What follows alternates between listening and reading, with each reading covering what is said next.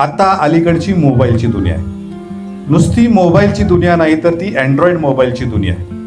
आणि या मोबाईलच्या दुनियेमध्ये अर्थात मोबाईलनं जग इकडच्या तिकडं करून टाकलं, अनेक उलथापालथी केलेल्या आहेत. आणि सगळ्यांचा आता विशेष करून पालक वर्गाचा मोबाईलवरती काही प्रमाणात आक्षेप आहे.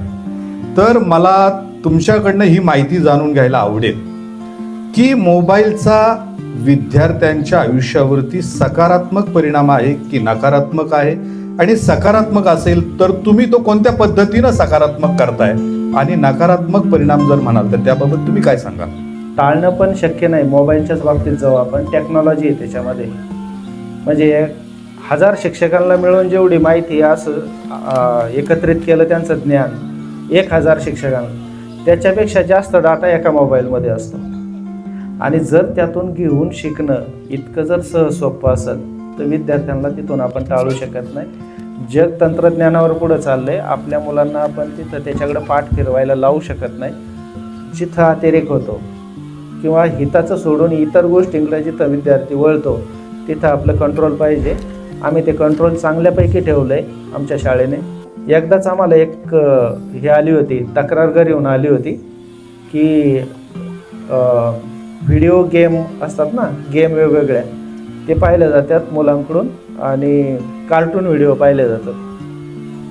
आता करायचं काय, आम्ही एक त्याच्यावर बरंच विचारमंथन केलं आणि आम्ही आमच्या मुलांना एक कोडिंग लँग्वेज शिकवली, स्क्रॅच नावाची. ती कशासाठी वापरली जाते? गेम तयार करण्यासाठी ती वापरली जाते आणि कार्टून व्हिडिओ तयार करण्यासाठी ती वापरली जाते. आता काय झालं की मुलं स्वतःच गेम बनवायला लागली, स्वतःच कार्टून व्हिडिओ स्टोरीनुसार तयार करायला लागली. पण इकडे जे गेम खेळत होते आणि कार्टून व्हिडिओ पाहत होते त्याच्यातली रुचीच संपून गेली.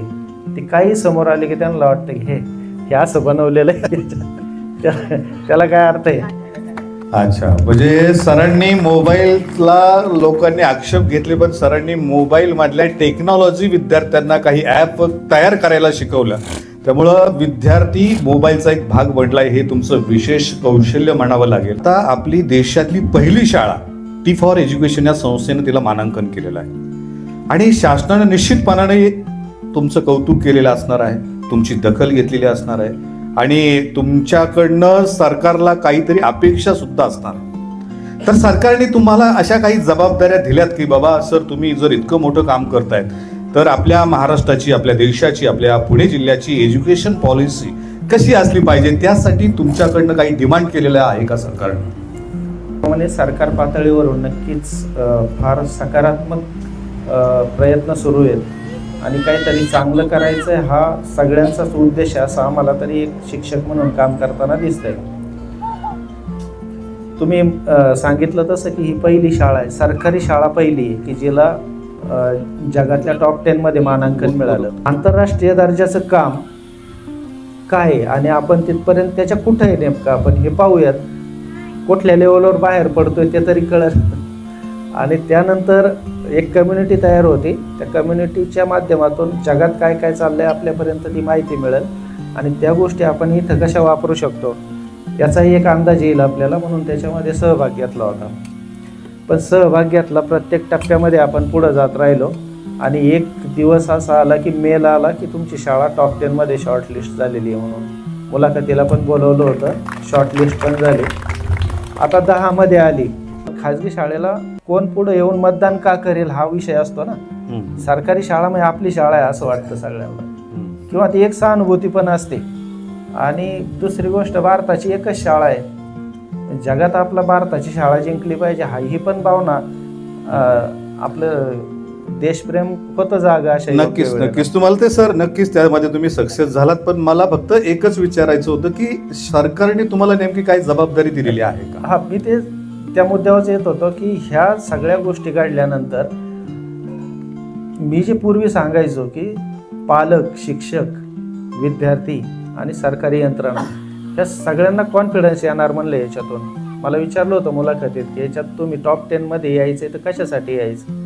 तर मी सांगितलं होतं की आमचे जे स्टेक होल्डर आहेत हे 4 सरकारी शाळाचे, सरकारी यंत्रणेचे, यांना कॉन्फिडन्स येण्यासाठी आम्हाला त्याच्यामध्ये यायचं आहे आणि आम्ही सहभाग घेतला आहे. त्यांना तर त्याचा खूप आनंद झाला, शिक्षकांना आत्मविश्वास आला, सरकारी यंत्रणेला पण तो आला की हे होऊ शकतं. आपण ऐकलं असेल ते विधानसभेत बोलले, आव्हानं झाली वगैरे वगैरे. त्यानंतर हे नेमकं काय झालंय, कसं झालंय, याच्या रिप्लिका आपल्याला कशा तयार करता येतील त्याच्यावर पण अधिकारी पातळीवर, मंत्री महोदयांच्या पातळीवर ह्या सगळ्या गोष्टी आता चालू आहेत. कदाचित हे सगळं लिखाण चालू आहे. येत्या काळामध्ये त्याचं एक चांगलं डॉक्युमेंट होऊ शकतं. ते डॉक्युमेंट कोणत्याही शाळेने वाचलं तर त्यांना तिथं काम करता येऊ शकतं. त्या डॉक्युमेंटमध्ये शिक्षकाची भूमिका, ग्रामस्थांची भूमिका, विद्यार्थ्यांची भूमिका, ह्या सगळ्या गोष्टी व्यवस्थित मांडल्या जातील याची काळजी घेतली जाते सध्या. आणि लवकरच आमच्या बाजूने जेवढं आम्ही काम केलं पाहिजे ते लवकरच पूर्ण करून आम्ही त्यांच्या हातात ते देणार आहे.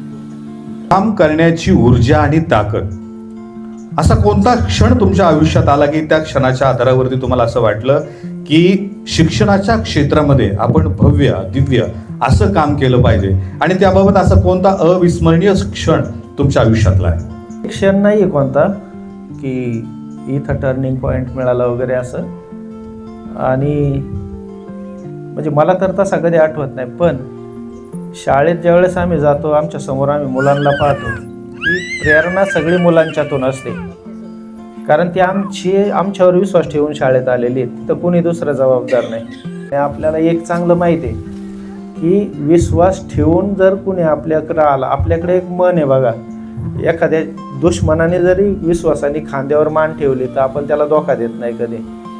ही विश्वासाने जर आमच्या समोर मुलं आल्यात आमच्या, तर त्यांच्या आयुष्यात काहीतरी चांगलं घडलं पाहिजे, जबाबदारी पण आमच्याकडे आली. आणि ती जबाबदारी मग ती कदाचित लहानपणापासूनची ती सवय पण होते की जे करायचंय ते सर्वोत्तम करायचंय, भव्य करायचंय हा विषय कधी नव्हता. पण सर्वोत्तम करायच्या नादात आणि सातत्याने सर्वोत्तम करायच्या नादात तो आपोआप भव्य होऊन जातं. इथं काय मोठं काम केलंय कुणी, मोठ्या याच्यासाठी केलंय असं नाही. ह्या मंडळींना ते पलीकडे बांधवच भाऊ बसले, तर आता ते रोज थोडं थोडं करीत आलेत, त्या लक्षात येत नाही. त्या बाजूनी माणसं भरपूर म्हणतात की खूप चांगलं झालं, मोठं झालं, टॉप 10 मध्ये आलं. टॉप 10चं पण लक्षात येत नाही कुणाच्या असं काही घडलंय म्हणून. पण ह्या सगळ्या गोष्टी अशा त्या जबाबदारीमुळे पुढे आलेल्या आहेत. एवढंच. धन्यवाद सर. तुमच्या कौशल्यातून, तुमच्या दृष्टिकोनातून, तुमच्या प्रयत्नांची पराकाष्ठा तुम्ही केली, आणि ही पराकाष्ठा केवळ तुम्ही, तुमच्या सोबत सगळी शाळा व्यवस्थापन समिती, ग्रामस्थ, तुमचे सहकारी, ही सगळी टीम तुम्ही बॉन्डिंग केली आणि त्याच्या माध्यमातून टॉप 10 मध्ये तुम्ही शाळा नेली. आता याच्यामध्ये 2 प्रश्न मला जोडून विचारायचे. एक प्रश्न असा आहे की विद्यार्थी, पालक आणि शिक्षक असा हा सुवर्ण त्रिकोण आहे, आणि ह्या सुवर्ण त्रिकोणामध्ये एक नवी पिढी तयार उभी राहत असते. तर ह्या नवी पिढी म्हणजे ह्या सुवर्ण त्रिकोणासाठी म्हणजे शिक्षक, पालक आणि विद्यार्थी या सर्वांना तुम्ही काय संदेश द्या? टॉप 10 मधल्या ह्या 10 शाळा आहेत, त्यामध्ये आपली शाळा देशातल्या जवळजवळ तुम्ही सांगितलं की लाखभर शाळा असतील, त्या लाखभर शाळेमध्ये टॉप 10 मध्ये येणारी आपल्या देशातली फक्त ही एकमेव शाळा आहे. तर त्या 10 शाळा ज्या बाकी देशांमधल्या आहेत त्यांचं काय वैशिष्ट्य आहे ते देखील आम्हाला समजून घ्यायला आवडेल. ज्या शाळा आहेत ह्या लोकसहभागाच्या सेगमेंटमध्ये होत्या त्या सगळ्या, इतर 9 शाळा, आणि त्या लोकसहभागाच्या सेगमेंटमध्ये काही ना काही वेगळं काम करून त्या पुढे आलेल्या होत्या. जगात ज्यावेळेस टॉप 10 मध्ये येते शाळा त्यावेळेस प्लस मायनस करणं फार अवघड असतं की ही कमी ती जास्त असं काही करता येत नाही आपल्याला तिथं. कारण कोट्यावधी शाळा आहेत त्या जगामध्ये, त्यातल्या 10 मध्ये येणं सुद्धा म्हणजे मोठी गोष्ट आहे ती.